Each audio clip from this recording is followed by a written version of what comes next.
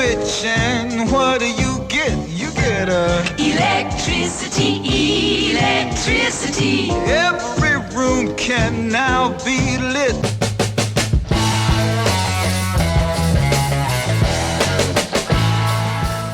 Alright guys, today I want to talk about electrical tools. These are all the tools I own that I use on occasion for different electrical projects. It could be installing a doorbell camera, it could be installing an outlet, it could be repairing a microwave. Whatever it is, these tools have all come in handy in their own way. And I just want to review each one of them with you and tell you why I bought them and what I've used them for. And maybe you'll learn something and learn about a tool you didn't know about and think you might need. Or maybe you'll find a tool that you might want. So I'm going to start with the basics. These are Electrician screwdrivers. These are from Harbor Freight. They come in a 3-pack. They are insulated. So the tip is metal, but the rest is non-conductive. So if you happen to be working in something that is live, or if you're working in, say, a microwave with a capacitor, you don't want to accidentally get shocked. And so the whole point of this is you can work on something and feel safer than with many standard screwdrivers. These are called Lineman Pliers. This set is made by Greenlee, and it is model number 0151-09FD. These are really handy for a number of projects. I mean, in general, they're just pliers, right? And you might think lineman's pliers, that's something electricians need or linemen need. You have to be in the trades to have this specialty tool, but it's something you can have in your toolbox and it can come in handy quite frequently, actually. So I've got these wires out of a piece of 14-2 Romex, and let's just pretend that these wires are sticking out of a junction box and you need to put a wire nut on them. You can grab your wire strippers, another tool on the list here, and we're going to strip off about an inch of insulation on each one. That one doesn't need it. All right, so let's just pretend you got these wires all sticking out of your wall junction box, and you want to put a wire nut on them. Grab your handy dandy lineman's pliers. It's got this nice flat jaw, and it's got a nice face for gripping. And so we're going to grab just the tips of all 3 wires in our jaw and secure it nicely. And then we're going to twist it. You might try to do this with just your fingers, and it's very difficult. So now I've got a pretty good twist on there. Right here, we've got wire cutters, side cutters. I'm just going to come in. I'm going to clip off those ends. And now I've got a nice group of wires twisted together that I can stick my wire nut on. And then I can neatly tuck it back into the box, and I don't have to worry about that ever coming undone. Now, the third feature of these pliers, this model specifically, not all lineman's pliers have this, is they have a pulling feature. It's this slot right here. Now, if you've ever used fish tape to fish wire through a wall or through an open cavity in a ceiling or through conduit, you probably know that it's really hard to grab that metal fish tape and tug on it, especially if there's any kind of resistance. So what they did is they put this nice grip face in here on both sides. And so you feed that metal tape through this slot, and then you can clamp down on it, and you can pull that fish tape, and you've got a nice handle to grab onto it. You're not going to slice your hands, and you're not going to lose your grip. So that's very handy. I use that to help my buddy run speaker wires through his wall and ceiling. So very handy, worth having, nice to have when you do need it. All right, next we've got these channel locks. They're wire cutters, and they are 9.5 inches long. It's model number 911. And these are super sharp and great for cutting through wire. So I've got this piece of 14-2 Romex. I'm just going to stick this in there. And you can see how easily this cuts through. I haven't tried yet, so watch. I'm just going to barely squeeze, and it just clips it right off. Nice and clean. This is a piece of coax cable that I had laying around. I've got a million of them, so I can risk cutting off some of it. So I'm just going to feed that in, and perfect. Cut through all of those layers of the coax with ease. It is super sharp. Now I still have the packaging for these, and it says that it can cut up to 4-gauge aluminum wire and 2-gauge copper wire, but it is not for steel. So keep that in mind. And I did want to point out that it's made in the USA. I love companies that still make their tools here. So you know it's quality. Very handy. Love having these. Again, these are wire strippers. You probably have seen these before. Up here, it has the different gauges of wire that you can strip. And so as long as you know which gauge you've got, you can easily identify which section to stick your wire in to strip. It has pliers up here. Here is for cutting off the ends of screws. I've never needed that, I don't think. Actually, I may have cut a machine screw down with these once. But down here is, these are crimping tools for different connectors. Let me grab a couple. So these are some of the crimp connectors that I've got. These are spade terminals.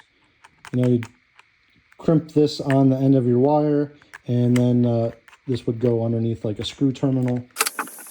And then this is another type of spade connector.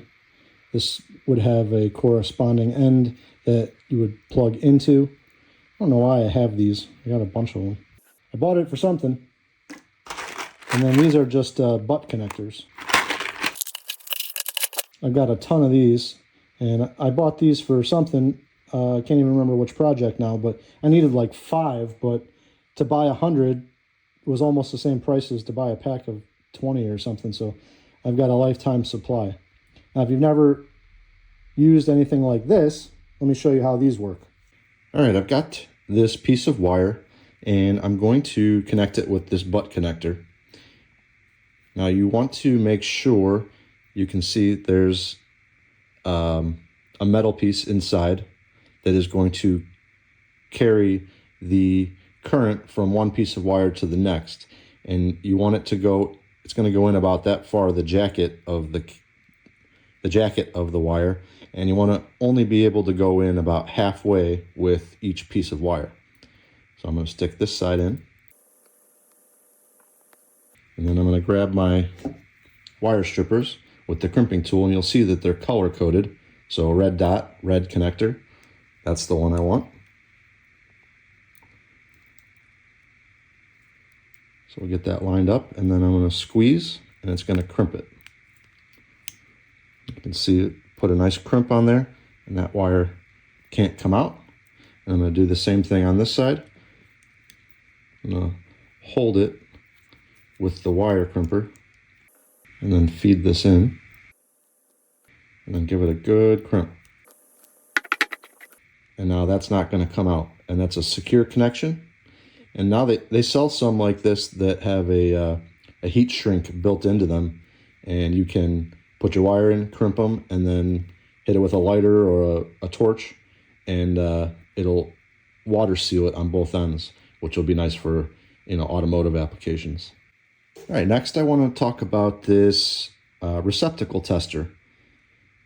Now this has 3 lights that correspond to this key. And I bought this because when I bought my house, I wanted to make sure that, it's an old house, I wanted to make sure that the outlets were wired correctly. And so I got this simple tool. You can plug it in, and it'll quickly tell you what is right or what is wrong about your outlets. Now, most of my house is not grounded because it was built in the 50s, so I was expecting it to not show perfectly correct. But I did find in my kitchen that the hot and neutral wires are reversed because of this, and I'll show you that here. I'm in my kitchen and I plugged the receptacle tester into one of the outlets above my countertop, and you can see that the left and center lights are lit, indicating that the hot and neutral wires have been reversed when they installed this outlet. In addition, you'll see that the far right light is not lit, indicating that I don't have a ground wire. And then I also plugged it in my laundry room just to show you what it looks like when it's correct, because the laundry room plug is coming directly out of the electric panel and was wired by an electrician shortly after I bought my house. Now, this is one of the only outlets in my house that has a ground wire. It's coming directly out of my electric panel and is what my washing machine plugs into. You can see that the right and center lights are lit, and that indicates that it is wired correctly. So this could be very handy. I also used it when I was trying to determine which circuit an outlet was on. I plugged it in, it lights up, and you turn off each breaker until this shuts off.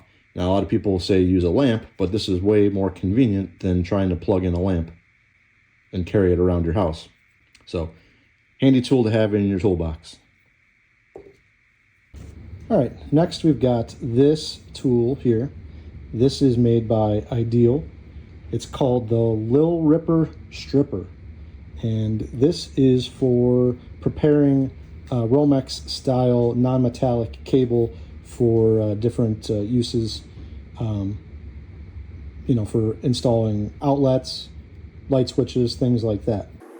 So I've got this clean end of 14-2 Romex cable, and the first use for this is to strip back the sheathing. Now, this is the number one reason that I bought this, is because I'm worried about damaging the conductors inside, and using a utility knife to slice this, I'm afraid I'm going to nick the cable and create an opening that could potentially arc. So you'll see inside here, it's got a blade, and this point here is rounded, so that won't nick your cables inside. The blade up here is what will actually do the slicing. So you want to try to jam it above the center cable, and it'll rip right off. So now that I've got it started, I can just push it through. It made a nice slice. And then what this actually does is also, it sort of picks the sheathing up off the wire, so you're even further away from it. And now you can peel this back and cut it off. Now, this is supposed to double as a blade to slice off the jacket, but I don't find it very useful. Let's try this. I guess that worked okay. I still feel like a pair of side cutters would have done an easier job. So now that we've got our conductors exposed, this also has a stripping tool. So it's got a little gauge on here for how long. So I'm going to do 3/4 of an inch, roughly. I'm going to stick it into the stripper, and I'm going to sort of jam it in there and give it a spin so that it cuts all the way around, and then pull it off. And there you go. Stripped it very nicely, almost easier than the dedicated strippers would do. And then it's got these holes on either side to create loops. So you can put your wire in there and give it a little roll. And now you can hook that right onto the terminal of your light switch or your outlet, and you're good to go. You don't even need to get your needle nose pliers out to try to make that bend. It also has on the package something about twisting the cables, but I haven't figured that out yet. But all in all, I would say that the only reason I bought this was to remove that jacket, but this is the first time I've actually tried using it today. I played with it, but right before I made this video, I played with it a little bit, and the learning curve was short, I still don't know exactly how to use it to remove the jacket, but it was a lot better than my first attempt off camera. And as far as stripping goes, second try I got it perfectly. So I'm pretty happy with this. I bought this because I thought I was going to do a bunch of rewiring in my home when I bought it, because I don't have ground in most of the house, just the basement and the garage. And after 9 years, I just opened this today. So that tells you how far I got on that project. So this is a voltage tester from Klein Tools. I've had this one for probably 15 years, at least 10, maybe 15. This is great for anything you're doing with electricity, especially when you're working with exposed wiring and you don't want to get shocked. It senses current running through the cable itself. I'm going to grab a extension cord and show you what it does. All right, so I've got an extension cord here, and now I'm just going to turn it on. The button's up here. The model that I'm going to share with you is the NCVT-1P, I believe. And it looks identical, but the power button's down here now. But otherwise, it's going to work exactly the same. So you see it's got a green light, and red's going to indicate, it's going to beep and turn red when it senses current.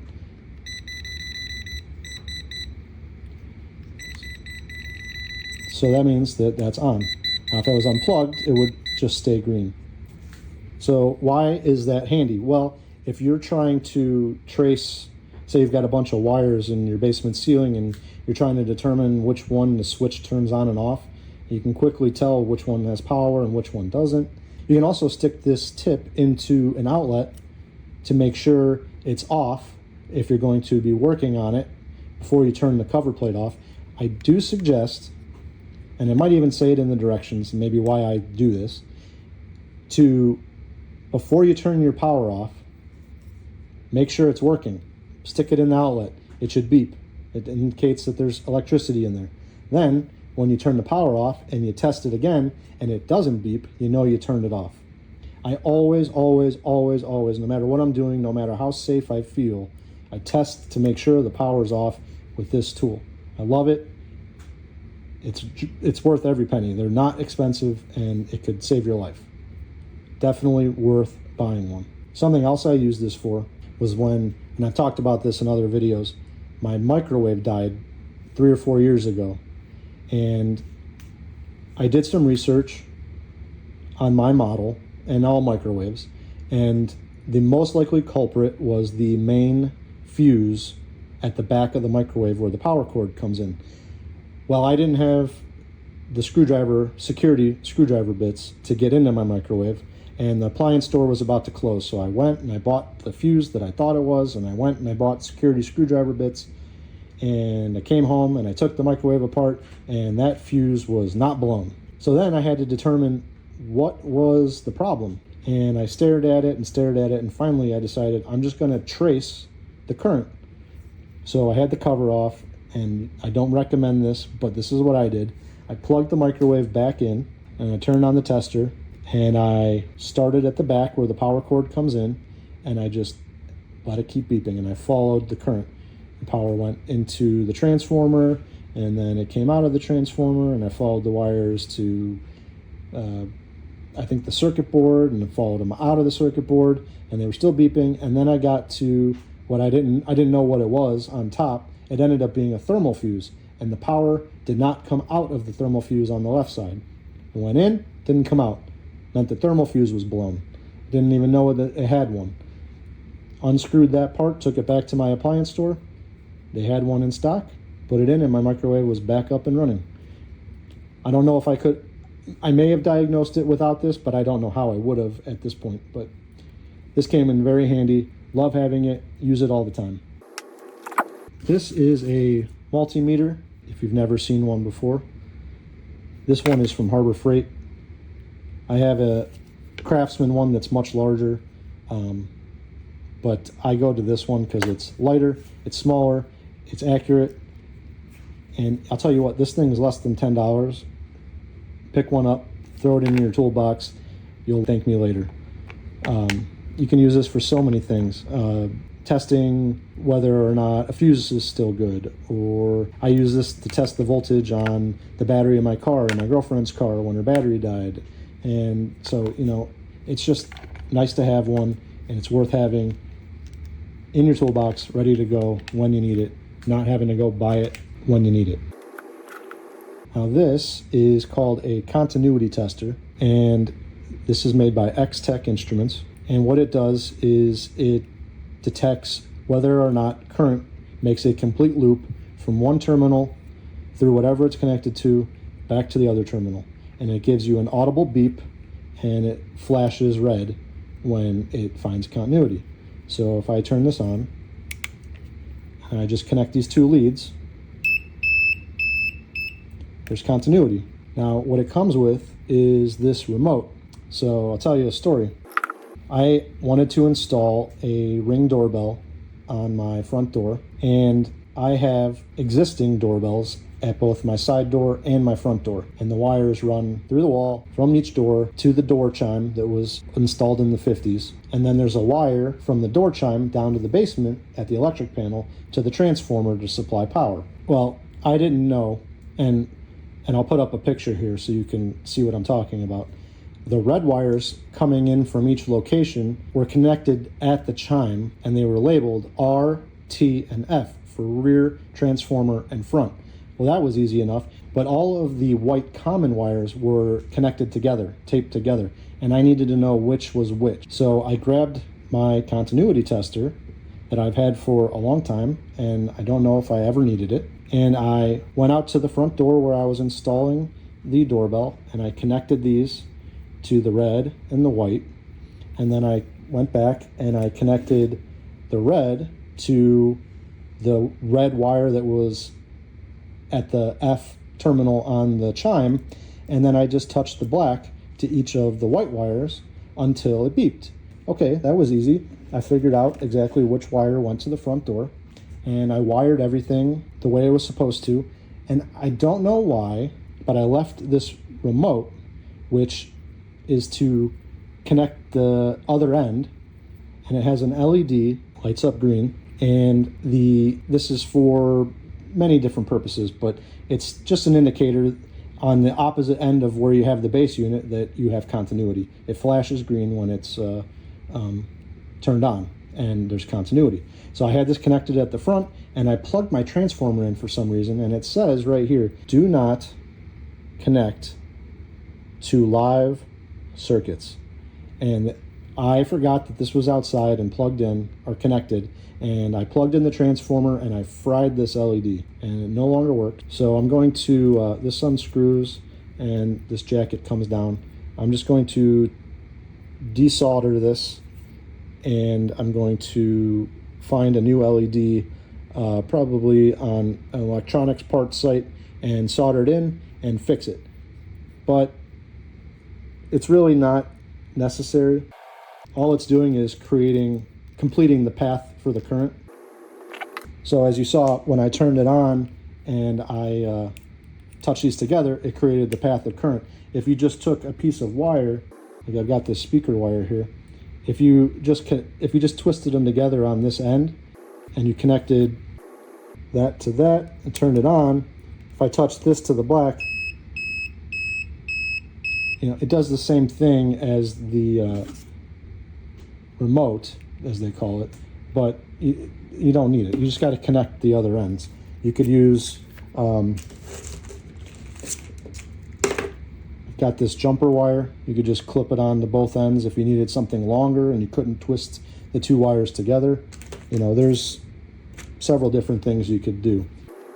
Another thing I determined this was useful for was testing fuses. So if you got a fuse like from your car, you just clip this on, touch the other end. First you got to do it, and it's on. And I just want to make sure this fuse isn't blown, and that works.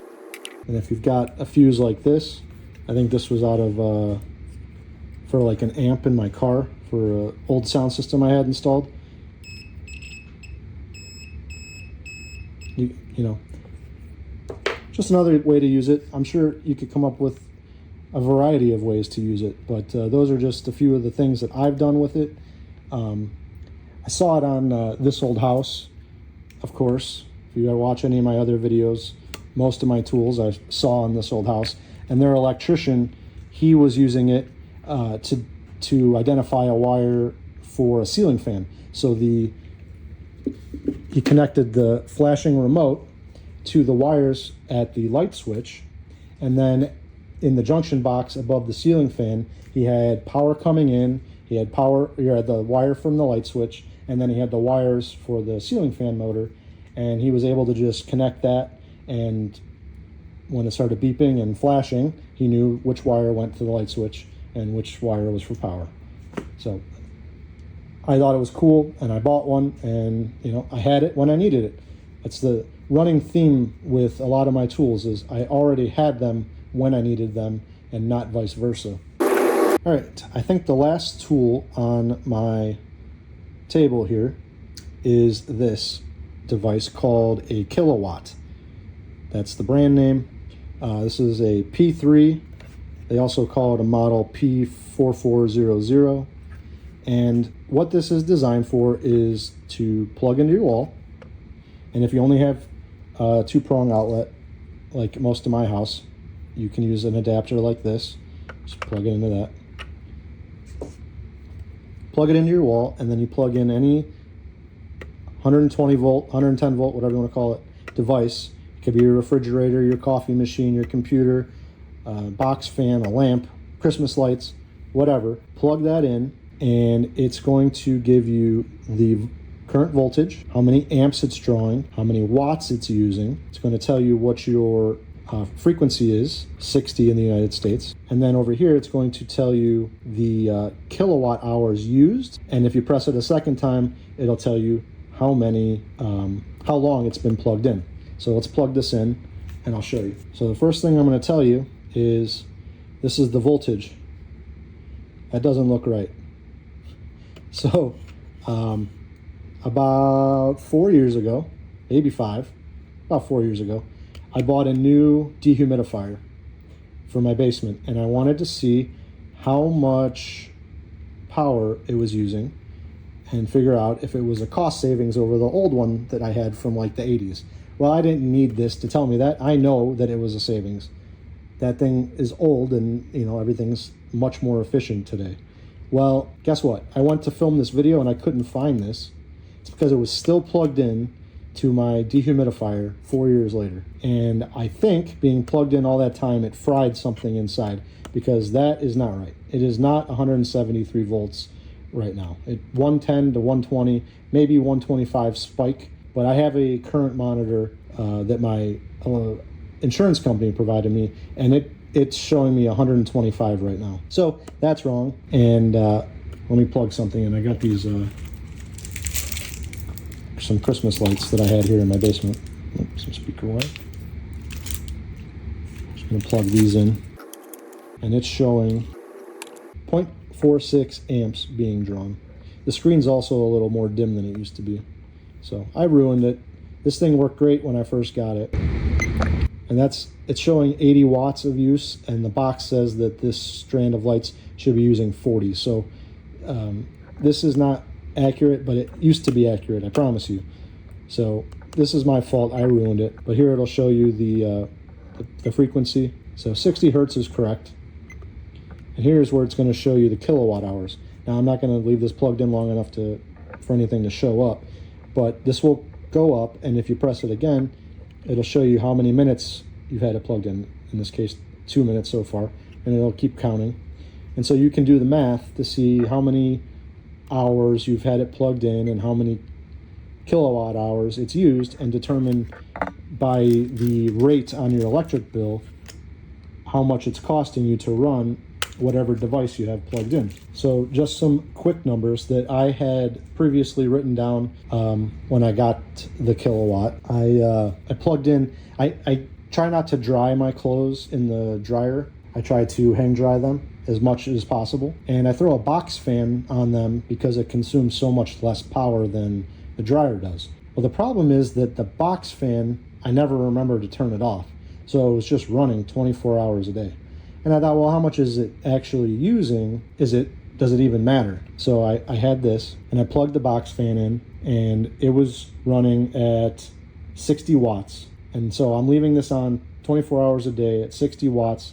It comes out to like 1.4 kilowatt hours a day, and in a 30-day month, that's over 43 kilowatt hours.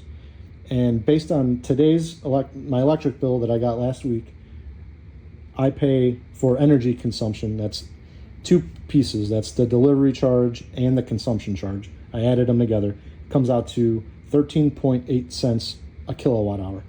So if you extrapolate that, it's just about $6 a month if I was running that fan all day, every day. Well, the way I got around forgetting to turn it off was I bought some smart plugs, and I'll link the video for my smart plugs up in the corner. But the smart plugs, I can just tell Alexa to turn on my laundry fan for 24 hours. That's about how long I want it to run, and my clothes will be dry by the time I come back down. Well, now I only do that when I do laundry, which is not every day, and so I calculated it. I'm saving about $4 a month just on that one device. Now, I might not have even considered it if I hadn't plugged it into this and saw how much I was using. So it's just something you can plug your refrigerator into and see how efficient or inefficient it is, or a dehumidifier, a box fan, a lamp. You know, I thought my computer, my desk, I have so many different devices plugged in at my desk, monitors, computers, hard drives. I plugged the power strip into that at one point, and it was like pennies a day. I thought I would be using way more electricity. So it seems like the power saving features of those devices come in very handy, because when you walk away, everything pretty much just shuts itself off. So that's a great device. Definitely recommend buying something like that, or that one. Even the smart plugs that I use now, they have energy monitoring on them. It'll show you real time how much energy they're using. So you wouldn't even need that. You could just get the smart plugs and kill two birds with one stone. But if you want to monitor and check different devices, definitely recommend that. So I know this video was very long-winded as usual, and I just wanted to share these tools. I didn't think that each tool deserved its own video, but as a collection of electrical tools that I own and use, or have used and find helpful, I thought that I would just show them to you and give you an idea what they do if you didn't already know, and I hope it helped. If you have any questions about any of these tools, please leave me a comment. If you found it helpful, please leave me a comment. If you didn't find it helpful because you wanted me to cover something else, let me know. Leave me a comment. I love comments. I love answering questions. It's what I'm here for. So if you did like the video, please give it a thumbs up. And if you want to see more content like this, don't forget to subscribe. I hope this helped you make a decision. Thanks for watching.